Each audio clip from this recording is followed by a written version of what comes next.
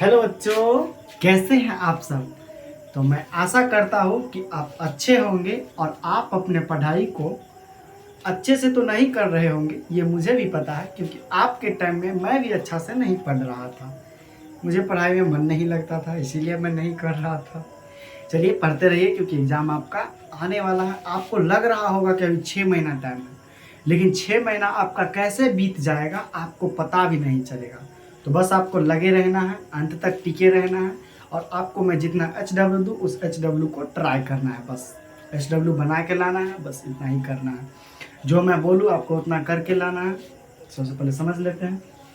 तो देखिए, हमने बेसिक प्रकाश के परावर्तन का लेक्चर नंबर 2 में जाना था। प्रकाश के प्रकीर्णन के बारे में, प्रकाश के स्रोत के बारे में और प्रकाश के कुछ गुण के और बारे में समझा था। प्रकाश सीधी रेखा में चलती है। निर्वात में प्रकाश की चाल 3 गुने 10⁸ मीटर पर सेकंड होती है।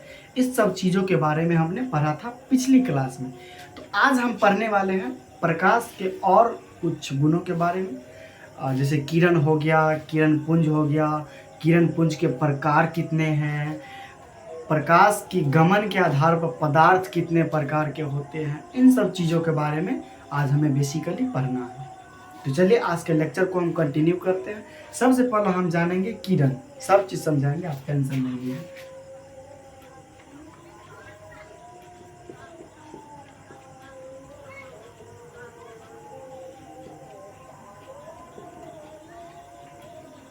यह है मेरा किरण। किरण क्या होता है, क्या आपको पता है किरण किसे कहते हैं?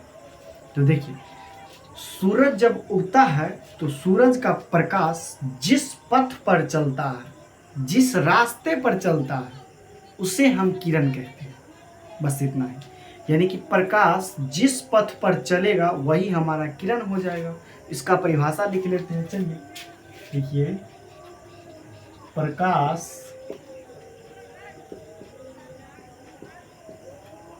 जिस पथ पर चलती है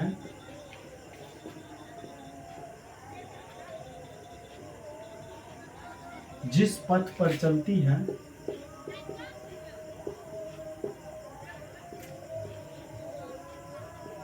उसे हम किरण कहते हैं।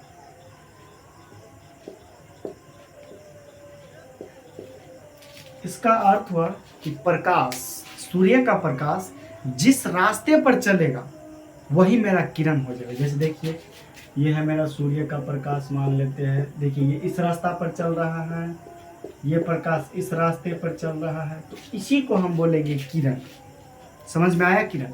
अगर आपको समझ में आ गया है तो इसको जल्दी से नोट कर लीजिए ताकि हम आगे की तरफ चलेंगे।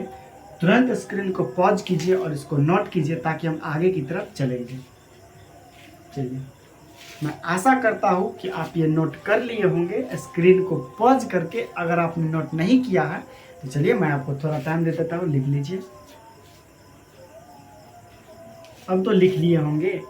चलिए अब चलते हैं हम किरण पुंज के बारे में। किरण पुंज क्या होता है, चलिए सबसे पहले परिभाषा लिखते हैं फिर समझेंगे। देखिए, किरण पुंज मेरा बेसिकली होता है प्रकाश का किरण का समूह। प्रकाश का जो किरण होता है उसी के समूह को हम किरण पुंज कहते हैं। चलिए लिखते हैं, इसके बाद और डिटेल में समझेंगे।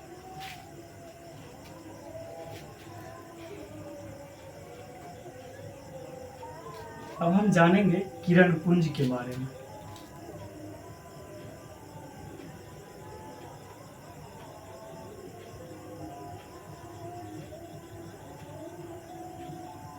किरण पुंज, तो देखिए किरण पुंज के बारे में हम सबसे पहले समझेंगे।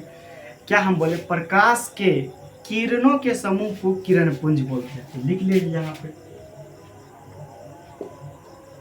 प्रकाश के किरणों के समूह को, प्रकाश के किरणों के समूह को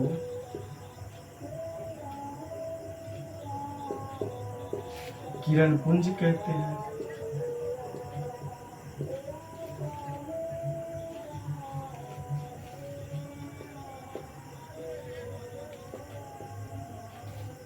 इसे ही हम लोग प्रकाश पुंज के भी नाम से जानते हैं। लिख लीजिए, इसे हम प्रकाश पुंज भी कहते हैं।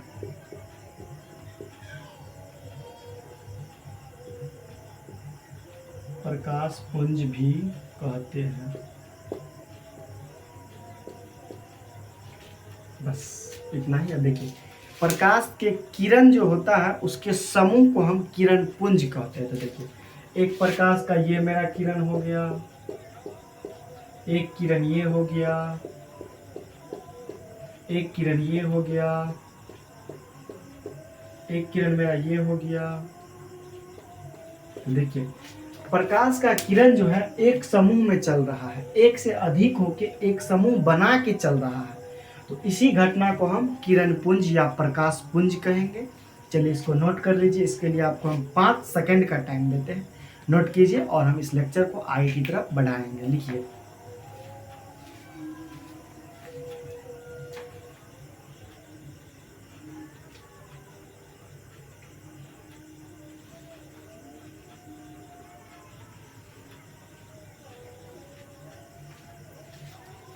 आई होप, मैं आशा करता हूं कि आपके लिख लिए होंगे। चलिए आगे की तरफ चलते हैं। अब हम सबसे पहले समझेंगे किरण पुंज के प्रकार। किरण पुंज कितने प्रकार के होते हैं? तो बेसिकली मेरा किरण पुंज सिर्फ 3 प्रकार का होता है। एक समांतर किरण पुंज, एक अभिसारी किरण पुंज और एक अपसारी किरण पुंज। हमको 3 समांतर किरण के बारे में पढ़ना है, किरण पुंज के बारे में, और इस लेक्चर को और आगे कंटिन्यू करना है। चलिए पहले समझते हैं।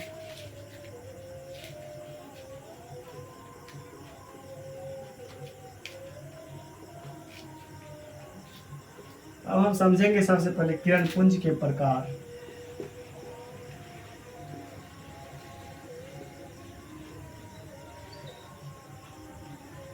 किरण पुंज के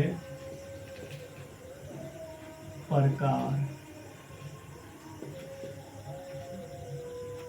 तो देखिए, किरण पुंज के प्रकार, ये किरण पुंज मेरा बेसिकली 3 प्रकार के होते हैं। पहला समांतर किरण पुंज, दूसरा अपसारी किरण पुंज, तीसरा अभिसारी किरण पुंज। तो चलिए एक एक करके हम पढ़ते हैं। सबसे पहला हम जानेंगे समांतर किरण पुंज के बारे में।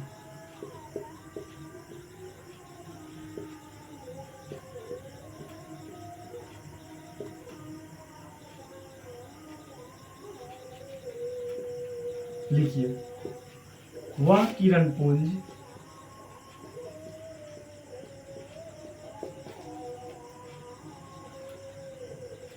जिसमें प्रकाश की किरण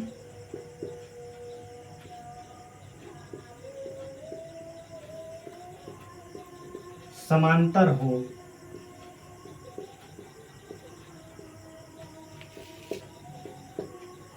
उसे हम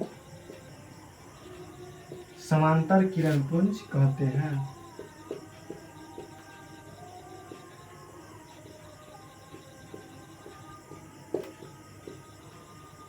समांतर किरण पुंज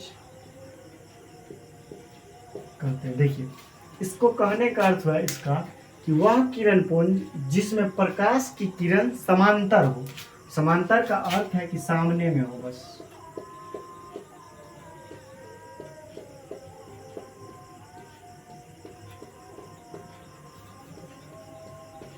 तो देखिए, ये सारा जो मेरा किरण है वो समांतर है, समांतर में चल रहा है। तो इसी के समूह को हम बोलेंगे समांतर किरण पुंज। समझ में आया या नहीं? इसी के समूह को हम बोलेंगे समांतर किरण पुंज। चलिए इसको नोट कर लीजिए, एक बार और पहले समझा देते हैं। वह किरण पुंज जिसमें प्रकाश की किरण समांतर चले। समांतर मतलब सामने सामने चले। देखिए, दोनों सामने सामने चारों चल रहा है, तो इसी के समूह को हम समांतर किरण पुंज बोलेंगे। बस इतना ही, इसको नोट कीजिए। उसके बाद हम आगे पढ़ेंगे अपसारी किरण पुंज, उसके बाद पढ़ेंगे अभिसारी किरण पुंज। इसको नोट कीजिए।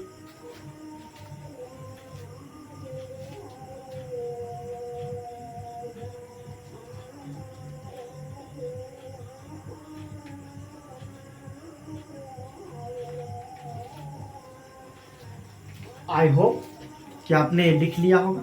चलिए हम चलते हैं आगे की तरफ। दूसरा हम पढ़ेंगे, हम तो पूरा मिटाएंगे नहीं क्योंकि हमको थोड़ा सा ही काम हो जाएगा। दूसरा पढ़ेंगे। चलिए आपके लिए मिटा ही देते हैं पूरा।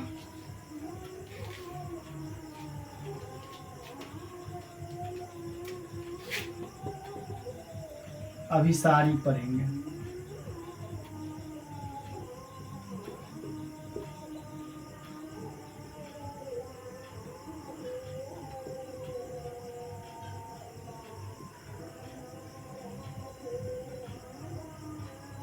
अभिसारी क्या होता है? ये मेरा अभिसारी किरण पुंज। देखिए, तो जब प्रकाश का अनेक किरण किसी एक बिंदु पर आकर मिले तो उसे हम अभिसारी किरण पुंज बोलते हैं।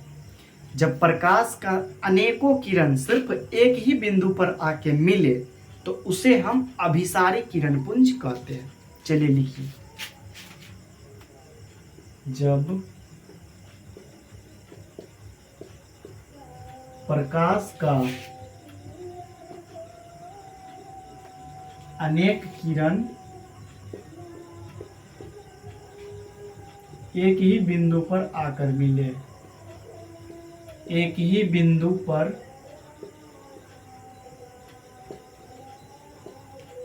आकर मिले, हो गया, तो उसे हम अभिसारी किरण पुंज कहते हैं। जैसे देखिए,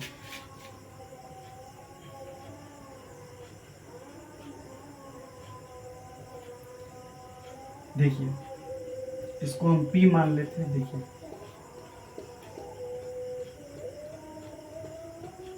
जितना भी किरण है, सारा का सारा किरण किसी एक बिंदु पर जाके मिल रहा है, तो इसी घटना को हम बोलेंगे अभिसारी किरण पुंज। बस, जब अनेकों प्रकाश की किरण किसी एक बिंदु पर आके मिलती है तो उसे हम अभिसारी किरण पुंज कहते हैं। फिर से सुनिए, जब अनेक प्रकाश की किरण किसी एक बिंदु पर आके मिलती है तो उसे हम अभिसारी किरण पुंज कहते हैं। डायग्राम भी हमने बना दिया है, इसको नोट कीजिए और आगे की तरफ हम चलते हैं।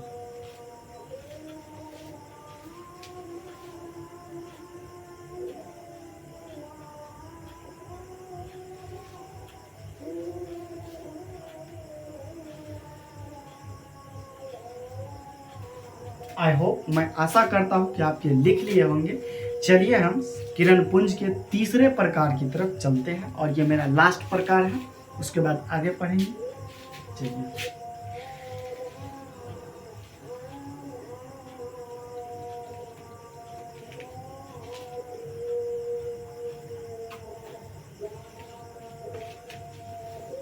चलिए तीसरा है मेरा अपसारी किरण पुंज।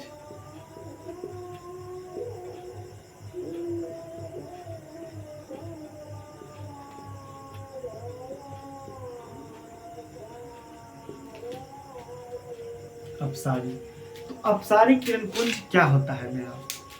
अपसारी कहने का अर्थ हुआ कि किसी एक बिंदु से प्रकाश की किरण अनेकों दिशा में फैल जाए तो उसे हम अपसारी किरण पुंज बोलेंगे। फिर से सुनिए, जब प्रकाश की किरण किसी एक बिंदु से अनेकों दिशा में फैल जाए तो उसे हम अपसारी किरण पुंज कहते हैं। लिखिए, जब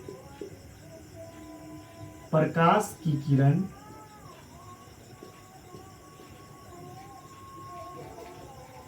एक ही बिंदु से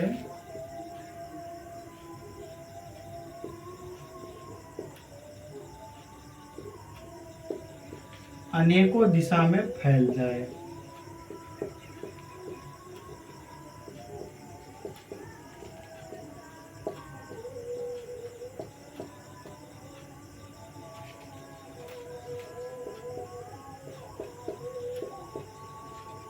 तो उसे हम अपसारी किरण पुंज कहते हैं। अपसारी किरण पुंज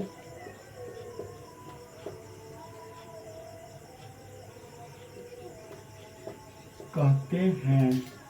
अब देखिए, कहने का अर्थ हुआ जब प्रकाश की किरण एक ही बिंदु से अनेकों दिशा में फैल जाए तो उसे हम अपसारी। देखिए, यहाँ पे प्रकाश की किरण है, देखिए एक ऐसे फैल रहा है, एक ऐसे फैल रहा है, एक ऐसे फैल रहा है, एक ऐसे फैल रहा है। देखिए, एक ही बिंदु से ये प्रकाश की किरण फैलने लगा, तो इस घटना को हम अपसारी किरणपुंज बोलेंगे। क्या बोलेंगे? अपसारी किरणपुंज। देखिए, जब प्रकाश की किरण किसी एक बिंदु से अनेकों दिशा में फैल जाए तो उसे हम अपसारी किरणपुंज कहेंगे। चलिए इसको भी नोट कीजिए। इसके लिए भी आपको 5 सेकंड का टाइम मिलता है और इस क्लास को आगे कंटिन्यू करते हैं। इसको पहले नोट कीजिए।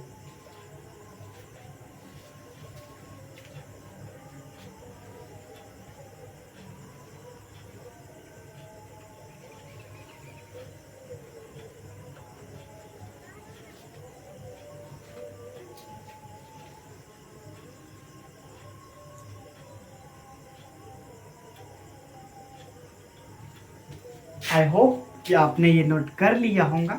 आगे की ओर चलते हैं। अब हम 3 तरह के पदार्थ पढ़ेंगे। एक पारदर्शी पदार्थ, एक अपारदर्शी पदार्थ और एक पारभासी पदार्थ। ये मेरा प्रकाश के गमन के अनुसार पदार्थ के प्रकार होते हैं। यानी कि प्रकाश जो रास्ता में चलता है, प्रकाश सीधी रेखा में चलता है, उसके आधार पर पदार्थ मेरा 3 प्रकार के होते हैं। एक होता है मेरा पारदर्शी, एक होता है मेरा अपारदर्शी और एक होता है मेरा पारभासी। सिर्फ 3 तरह के पदार्थ के बारे में पढ़ना है। चलिए आगे के लेक्चर को कंटिन्यू करते हैं। अगला चलिए सबसे पहले पढ़ेंगे पारदर्शी, फिर अपारदर्शी और एक बच जाएगा तीसरा मेरा पारभासी। तीनों की चीज़ों के बारे में हम बारी बारी से पढ़ते हैं। सबसे पहला जानेंगे पारदर्शी पदार्थ। तो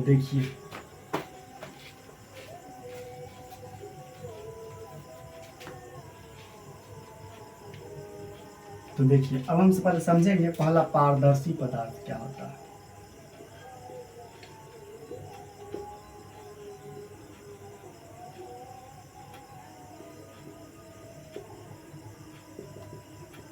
पारदर्शी पदार्थ, तो पारदर्शी का अर्थ हुआ कि प्रकाश का आर पार हो जाना। इसी को हम बोलते हैं पारदर्शी पदार्थ। समझ में आया या नहीं? ऐसे यानी कि इसको हम डिफिनेशन में बोलेंगे कि वह पदार्थ जिनसे होकर प्रकाश आर पार हो जाता है उसे हम पारदर्शी पदार्थ बोलते हैं। इतना ही हमको लिखना है। चलिए लिखिए, वह पदार्थ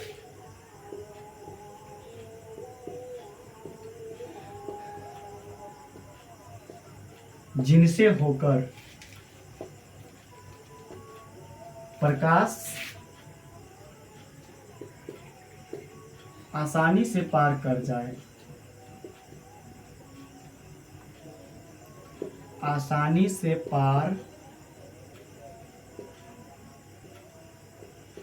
कर जाए, बस उसे हम पारदर्शी पदार्थ कहते हैं। जैसे क्या समझेंगे? जैसे हम शीशा पर जब हम लाइट को जलाते हैं तो लाइट आर पार हो जाता है, शीशा के उस तरफ भी चला जाता है। इसी को हम बोलते हैं पारदर्शी पदार्थ। जैसे लिख लीजिए,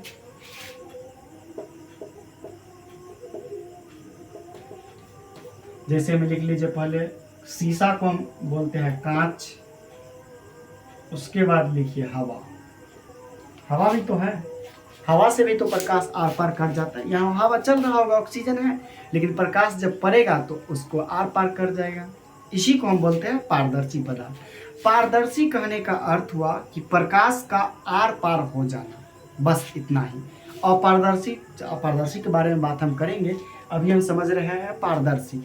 पारदर्शी का अर्थ हुआ मेरा जब प्रकाश आर पार कर जाए उसे हम पारदर्शी, यानी कि वह पदार्थ जिनसे होकर प्रकाश आसानी से आर पार कर जाए उसे हम पारदर्शी पदार्थ कहते हैं। इसको नोट कीजिए। इसके बाद हम आपको अपारदर्शी पढ़ाएंगे, उसके बाद पारभासी पढ़ाएंगे और शायद आज के लेक्चर को हम यहीं पे एंड करेंगे। इसको सबसे पहले नोट कीजिए। इसके बाद हम अपारदर्शी पढ़ेंगे और उसके बाद पारभासी पढ़ेंगे। इसको नोट कीजिए।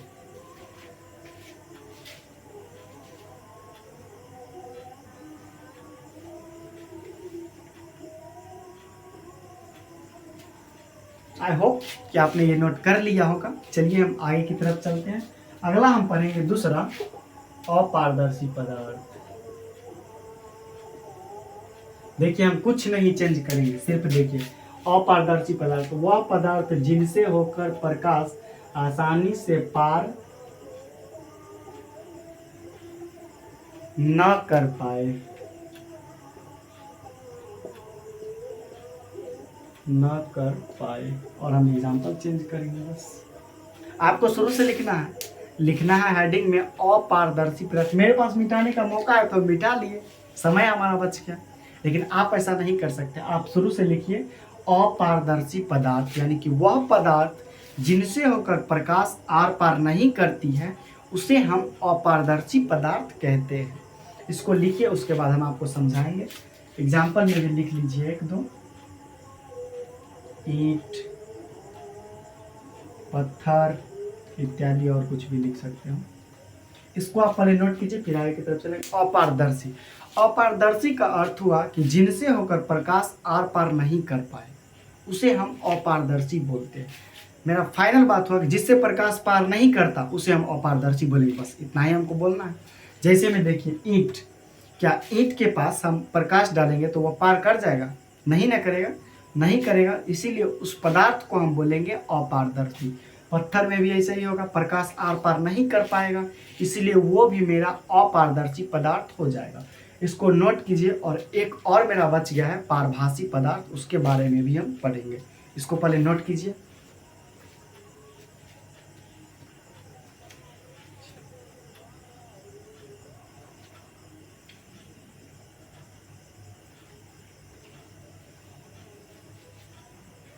आई होप, मैं आशा करता हूं कि आप ये नोट कर लिए होंगे। चलिए आगे की तरफ चलते हैं।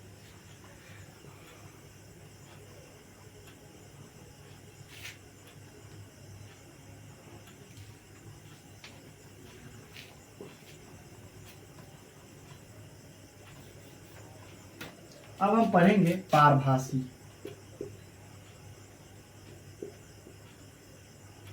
पारभासी पदार्थ, यहाँ पे तलफ्ज़ आप लिख सकते हैं, लिखने के लिए लिख लीजिए। देखिए, पारभासी कहने का अर्थ हुआ कि प्रकाश कुछ पार भी कर जाए और कुछ रह भी जाए, यानी कि अंशतः पार कर पाए, बस। यानी कि थोड़ा सा अंश पार करेगा और थोड़ा सा अंश पार नहीं कर पाएगा। उसी तरह के पदार्थ को हम बोलते हैं पारभासी पदार्थ। बस पहले लिखिए इसको। वह पदार्थ जिनसे होकर प्रकाश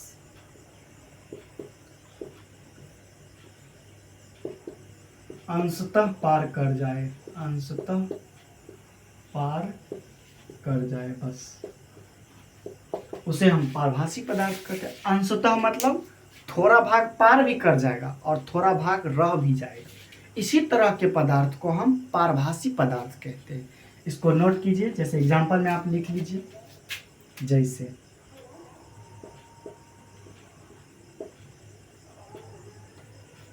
में आप क्या लिख सकते हैं? तेल लगा हुआ कागज, घिसा हुआ कांच,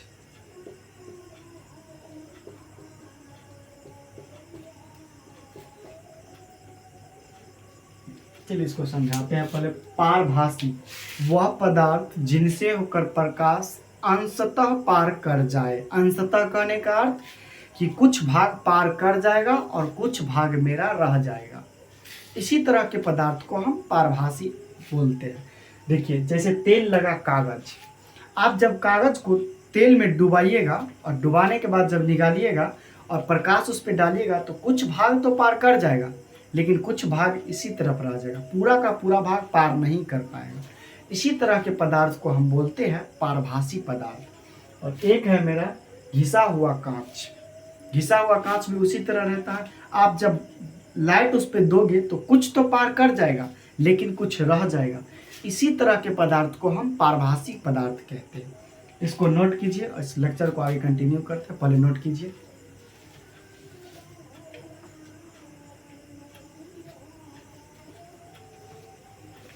आई होप कि आपने ये नोट कर लिया होगा। और आज के लेक्चर को हम यहीं पे एंड करेंगे।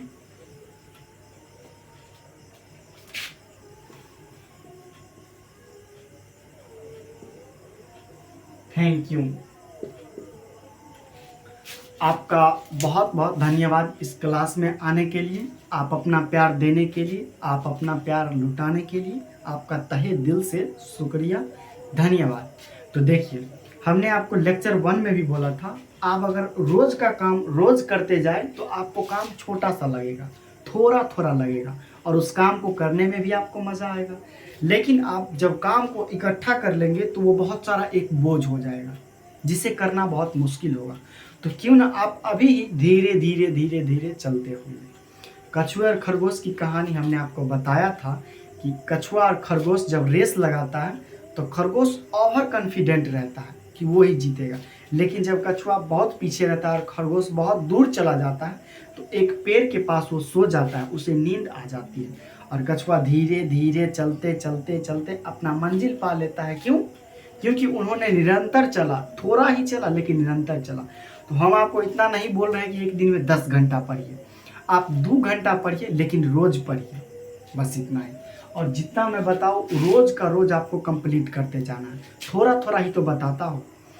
पहला लेक्चर में हमने बात किया था थोड़ा सा प्रकाश के बारे में और इंट्रोडक्शन जाने थे, प्रकाश के 1-2 गुण के बारे में जाने थे। फिर दूसरा लेक्चर में हम प्रकाश के स्रोत के बारे में जाने थे और प्रकाश के प्रकीर्णन के बारे में जाने थे, विवर्तन के बारे में जाने थे। और आज के लेक्चर में हमने किरण के बारे में जाना, किरण पुंज के बारे में जाना, किरण पुंज के प्रकार के बारे में जाना। और कुछ पदार्थ होते हैं जो प्रकाश की गमन के आधार पर पदार्थ को 3 भागों में बांटा जाता है। एक मेरा पारदर्शी, अपारदर्शी और पारभासी। देखिए 3 लेक्चर में हम आपको सिर्फ इतना ही पढ़ाया है। अगर आप अभी से थोड़ा थोड़ा करते रहेंगे, मैं जितना पढ़ाऊँ अगर आप उतना करते रहेंगे तो आपका सिलेबस भी कंप्लीट हो जाएगा, आपको याद भी हो जाएगा, आपका रिजल्ट भी बन जाएगा अच्छा। तो क्यों ना थोड़ा थोड़ा ही चला जाए लेकिन रोज़ चला जाए। और हम आपको बता दें कि इस एग्ज़ाम में जीत धीरे धीरे चलने वालों का ही होता है, क्योंकि जो तेज़ चलता है वो आगे जाके रुक जाता है। अगर तेज़ चलता तो चलते ही रह जाए तो वो जीत जाएगा, लेकिन आगे जाके रुक जाएगा तो वो हार जाएगा। कछुआ खरगोश की कहानी तो आपने सुनी होगी, अभी हमने आपको अभी सुनाया है। तो चलिए मिलते हैं नेक्स्ट वीडियो में, तब तक के लिए थैंक यू, बाय। पढ़ते रहिए, मजाते रहिए और आप अपने रिजल्ट को बेहतर बनाने के लिए ढेर सारा मेहनत करते रहिए। और उस आपके रिजल्ट को बेहतर बनाने के लिए मैं हमसे जितना हो पाएगा मैं आपके लिए वो करूँगा। मिलते हैं नेक्स्ट वीडियो में, तब तक के लिए थैंक यू, बाय।